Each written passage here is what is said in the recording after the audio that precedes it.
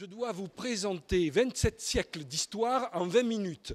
Alors, j'espère être au niveau de cette gageure pour démontrer la cohérence, la pertinence et la légitimité de ce regroupement d'un territoire sud-européen en contact étroit avec le monde atlantique, aquitain, le monde pyrénéen et le monde méditerranéen. En fait, c'est un aide-mémoire chronologique, bien sûr, qui n'est pas exhaustif. Un substrat historique d'une grande richesse et d'une grande diversité qui nous parle beaucoup aujourd'hui. Alors, on y va. Alors, on va commencer par les plus anciens connus et qu'on oublie quelquefois, ce sont les Ibères, dont le territoire va dépasser les Pyrénées et une ligne qui va à peu près d'Oloron-Sainte-Marie jusqu'à Béziers.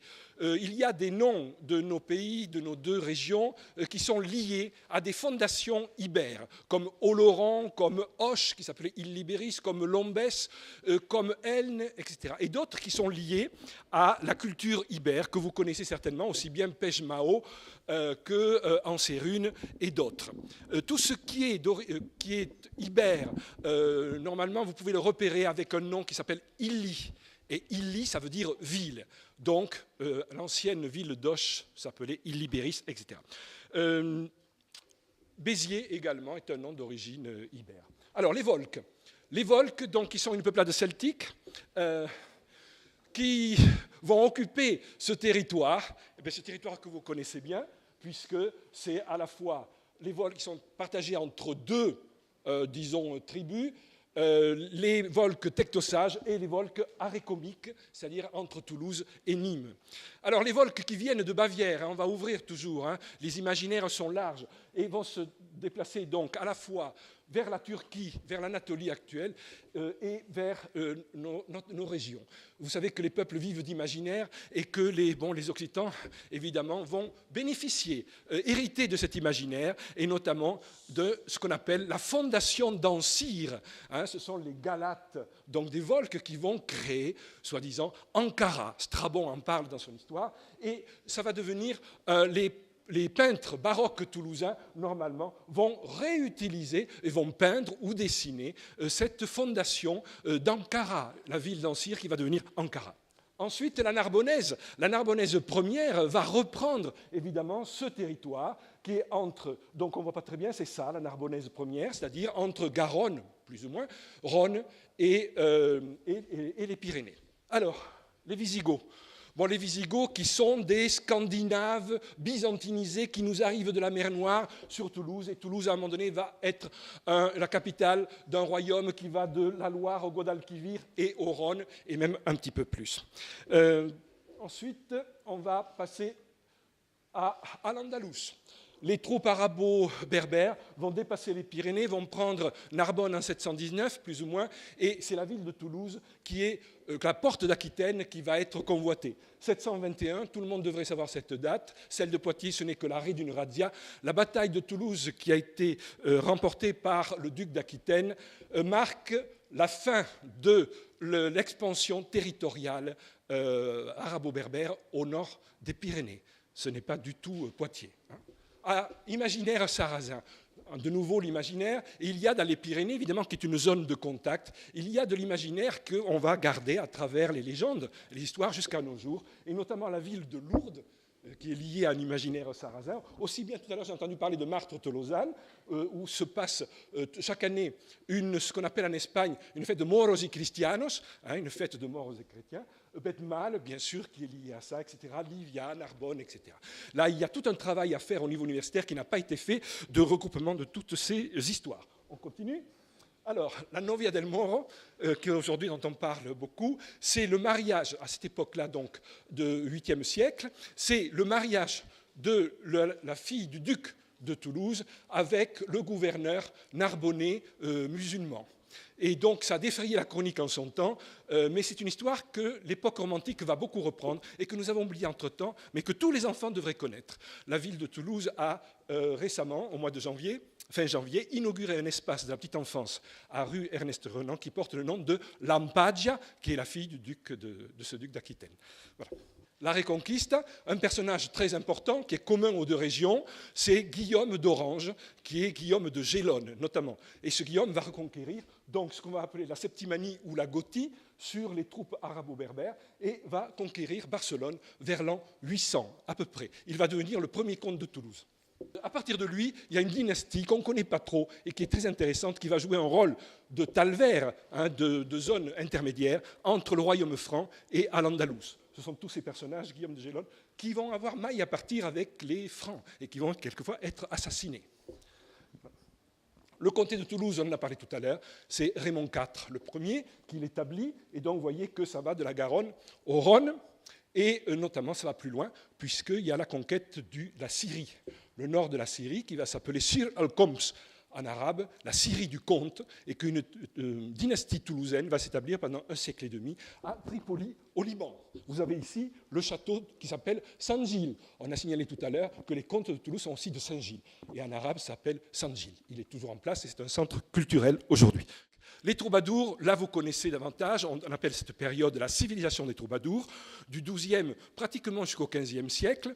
Et il y a le centre nerveux un petit peu de cette civilisation, c'est d'abord bien sûr l'Aquitaine avec le Limousin notamment, mais aussi la Provence. Et il se trouve que les cours de Toulouse, de Montpellier et de Narbonne vont accueillir ces troubadours. Et vous voyez bien que le centre névralgique de cette carte qui est présentée là, c'est bien nos deux régions. Alors, les séfarades. Les séfarades, très très importants, on les redécouvre aujourd'hui, ils ont participé magnifiquement à la civilisation des troubadours. Quand ils sont remontés d'Andalousie, ils sont installés là où il y avait déjà des colonies juives, qui datent déjà depuis le IIe siècle avant Jésus-Christ, hein, en Languedoc, et ils vont s'établir là et traduire les œuvres d'Al-Andalus, les grandes œuvres scientifiques, mathématiques, philosophiques, théologiques et autres, à Narbonne notamment, et une petite ville aujourd'hui qui méconnaît son passé, c'est bien dommage, qui est Lunel. Donc il y a deux grandes familles, notamment les Thibons à Lunel et les Kimi à Narbonne, qui vont faire un travail remarquable sur 4 générations. Il se trouve que Narbonne, vous avez ici, a fait l'objet d'un jeu de mots magnifique en hébreu. Ner biner, c'est-à-dire la lumière de l'intelligence. Tellement cette ville a joué un rôle important chez nous. Vous avez un autre nom qui apparaît, Moïse Adarshan, qui est de Narbonne également, et qui est venu s'installer à Toulouse et qui a transmis toute cette science pour l'amener ensuite vers l'Aquitaine et vers l'ouest de l'Europe. Vous avez un autre nom, Abraham Bedersi, de Béziers, donc, qui est un personnage tout à fait étonnant, qu'on ne connaît pas suffisamment, et qui a écrit un ouvrage poétique dans lequel figurent les 3 grandes langues poétiques de l'époque, la langue arabe. Donc il cite des poètes arabes d'Al-Andalus, des poètes hébraïques, bien évidemment, qui sont souvent très liés aux poètes arabes, et bien sûr les troubadours, dont Peyre Cardinal et autres.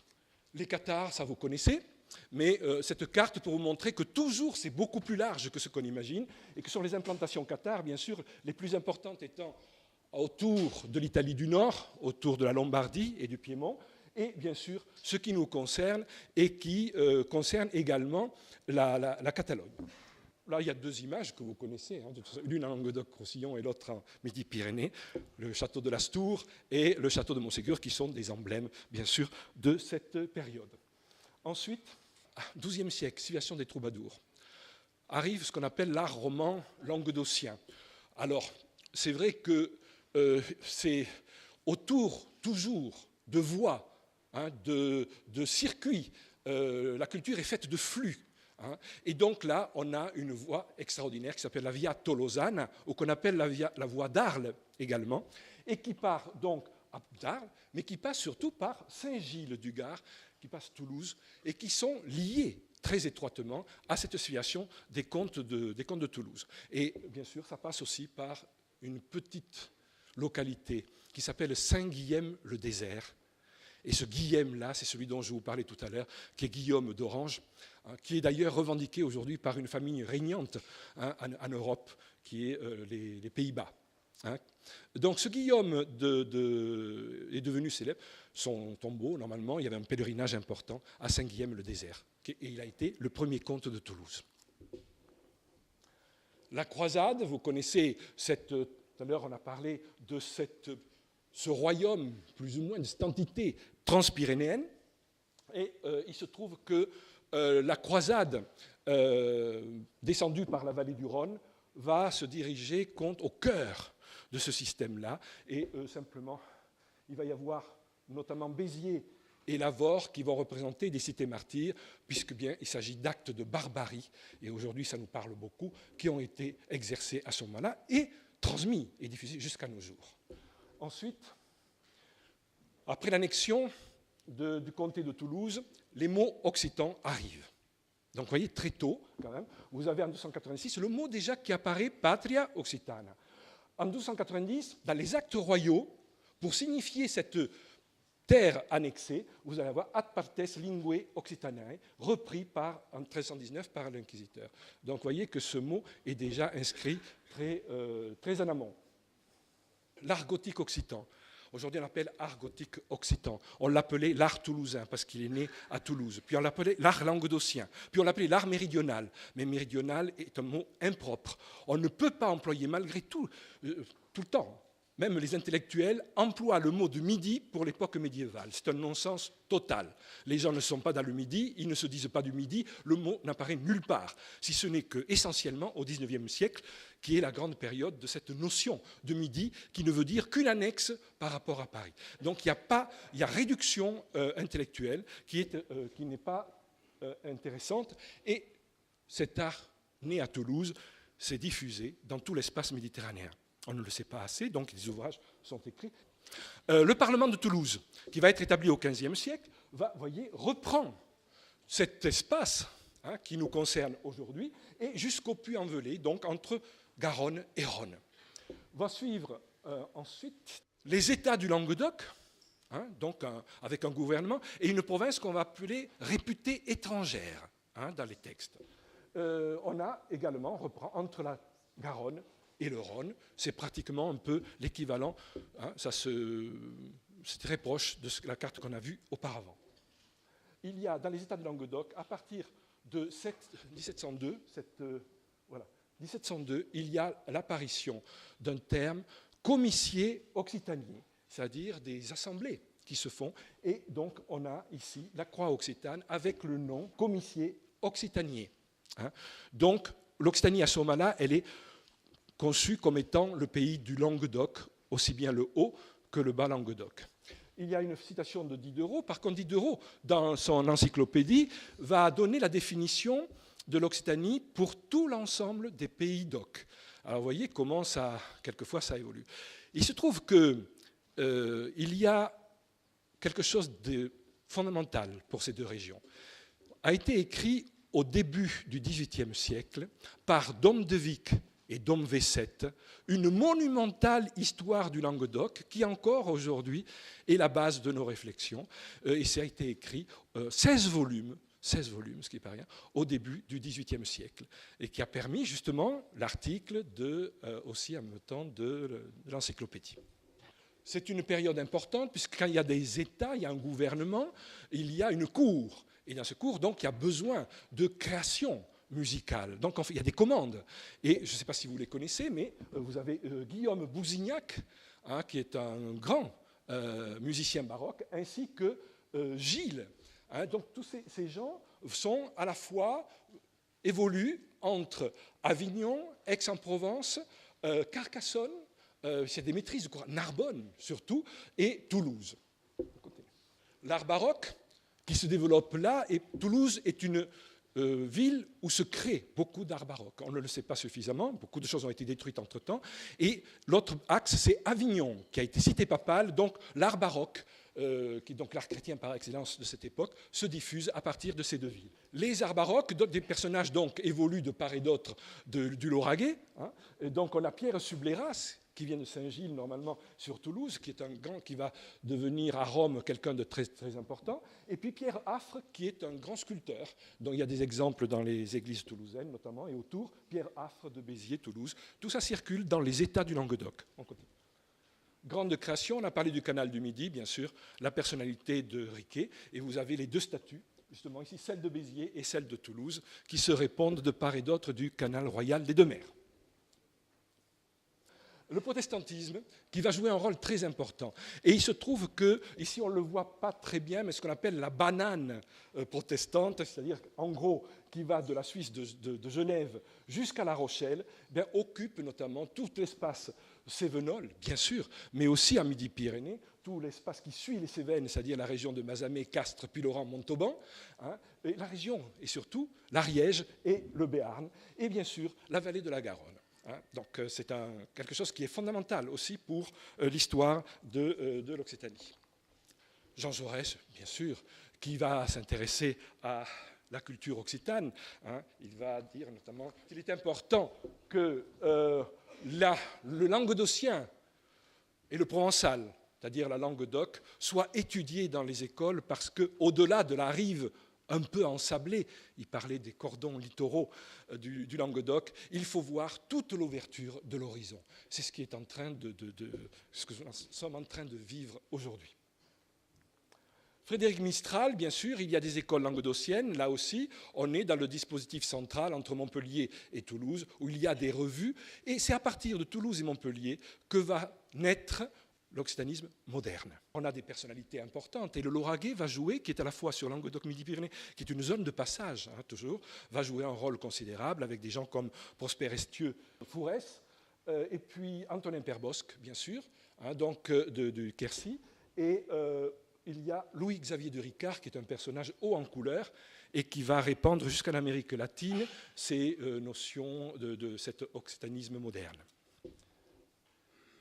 Déodat Séverac, incontournable, personnalité magnifique, qui va faire la jonction, lui, avec la partie catalane, notamment à Céré, et qui va rencontrer là plein de gens intéressants, toute l'intelligentsia catalane et en partie sud-européenne. Et donc là, c'est un personnage incontournable, qui va critiquer le centralisme également au niveau de l'enseignement musical, et qui va créer Héliogabale, un opéra dans les arènes de Béziers, qui va être très remarqué à l'époque. Il se trouve qu'il y a un portrait de Picasso qui a été fait de lui, je ne sais pas si vous le connaissez, hein, donc c'est toute une période très importante. Et il a terminé Iberia, l'œuvre de Albéniz. Hein, voilà. Le languedocien, on en a parlé, là aussi on se trouve avec le languedocien dans cet espace un petit peu central entre les différents dialectes occitans. Culture occitane contemporaine, bien sûr, il y a beaucoup de noms, hein, mais René Nelly est quelqu'un qui a fait un travail énorme entre Carcassonne et Toulouse, qui a fondé le centre d'études Qatar, mais aussi, et qui, avec l'érotique des troubadours, qui est devenu presque un best-seller, qui est étudié dans les universités étrangères. Et bien sûr, Yves Rouquette, qui est décédé récemment et qui a travaillé beaucoup à la Dépêche, bien sûr, qui est originaire du Rouergue et qui a fondé un outil considérable aujourd'hui, qui est le Centre international de documentation occitane à Béziers. Je pense qu'on ne pouvait pas passer non plus à côté d'un personnage qui tient beaucoup à ses racines rouergates et donc Soulages comme expression de la créativité contemporaine et connue, bien sûr, dans le monde entier. L'occitan dans les institutions régionales. Alors, il se trouve qu'à Languedoc-Roussillon, le premier chargé de mission en France a été nommé en Languedoc-Roussillon et peu de temps après, enfin en 1990, c'est au Conseil régional Midi-Pyrénées. Dès que ces deux chargés de mission ont été nommés, il y a eu une action qui a défrayé un peu la chronique, qui s'appelait Flour Embers. Voilà. Mais ce qui était intéressant, c'est qu'elle a eu le label UNESCO, et c'est la seule fois qu'on a obtenu le label UNESCO, c'était pour se pencher sur le sort des langues dites moins répandues. Mais les actes de ce colloque-là, qui s'est établi sur 2 ans, je voudrais rappeler simplement quel était le Flour Embers, donc c'est un terme de troubadour, mais ce qui vient après devrait vous faire réfléchir, on est en 1990, hein, où la nécessité et l'urgence d'inverser notre regard sur le monde pour mieux saisir et maîtriser les mutations en cours. hein. C'était ça qui était le principal. Carrefour historique, donc ce sont toutes ces voies historiques. La voie héracléenne, qui est suivie par la voie Domitia, qui se coupe avec la voie Aquitania, et qui renvoie, bien sûr, qui permet d'accéder au monde ibérique et au monde italique. Aujourd'hui, le rôle Narbonne joue un rôle crucial, hein, de toute façon, parce que c'est un carrefour à la fois ferroviaire et autoroutier. Mais pour bien comprendre peut-être ce qui se passe, il faut inverser. Il faut inverser. Il faut arriver, parce que c'est ce qu'on fait quand on conduit, quand on va en Espagne ou en Italie, on voit bien, il faut bien aller en face, alors on tourne quelquefois les cartes, maintenant on a le GPS heureusement, on ne sait plus trop où on en est, mais c'est ça qui se passe pour les enjeux. Ici, vous voyez ce carrefour, ici entre l'Italie et le monde atlantique, mais aussi cet accès à la péninsule ibérique, et surtout, on est par rapport au Maghreb, il est en face. Et donc, cette carte doit nous permettre de bien cerner les enjeux contemporains de cette région, qui est la plus au sud de France, mais qui est au cœur de l'Europe du Sud. C'est bien là, c'est un ensemble sud-européen. Là, ça ouvre complètement. Et l'histoire, en amont, depuis les Ibères jusqu'aux Visigoths, etc., nous permet, les Arabes, les Juifs, etc., de voir comment utiliser cette richesse-là et rebondir. Hein, voilà. L'Eurorégion, bien sûr, hein, on en a parlé tout à l'heure. Et aujourd'hui, on met en avant l'esprit de convivencia. Je m'arrête juste un petit peu sur ça parce que après plus de 500 interventions publiques depuis 1999, nous avons testé cette parole et nous avons sorti un petit ouvrage aujourd'hui qui s'appelle Convivencia pour faire comprendre qu'est-ce que c'est l'enjeu de ce concept. Une civilisation se rebondit dans la mesure où elle sait faire rebondir ses concepts. S'il n'y a pas de civilisation, il n'y a pas de concept, il n'y a pas de civilisation. Or, avec ça, c'est tout à fait important puisqu'on a défini en 2011 ce concept. C'est fluctuant toujours, mais en 2011, voilà, on en est là. Qu'est-ce que c'est? C'est l'art, ça s'apprend. De vivre ensemble, ce n'est pas suffisant. On vit ensemble depuis Adam et Ève. Vivre ensemble, c'est comment, pourquoi, au profit de qui, etc. Ça ne suffit pas. C'est pas une... Donc, dans le respect de l'altérité. Altérité, c'est intéressant, c'est un mot fort, mais si on n'accepte pas l'altérité en soi-même, comment peut-on vraiment dialoguer avec l'autre? Ça, c'est un concept de Julia Kristeva. Hein. Il faut reconnaître l'étranger en nous-mêmes. Hein. Sinon, il n'y a pas de dialogue vrai. L'autre restera toujours autre. C'est bien, on peut le reconnaître, mais autre. Et puis on s'est aperçu que ça ne suffisait pas et que pendant toute la période coloniale, on acceptait l'autre, l'altérité de l'autre, mais en infériorité. Donc il fallait l'égalité, la remettre là. Donc c'est un concept qui est, un livre va paraître, j'espère bientôt, mais qui est tout à fait intéressant parce qu'il englobe bien sûr le vivre ensemble, la tolérance qui n'est pas suffisante, et en même temps la laïcité. Il y a un gros débat puisqu'il englobe la laïcité, mais il y a quelque chose de plus à définir avec vous. Vos messaggi della vostro escuto. J'espère que je suis resté dans les 20 minutes. Merci.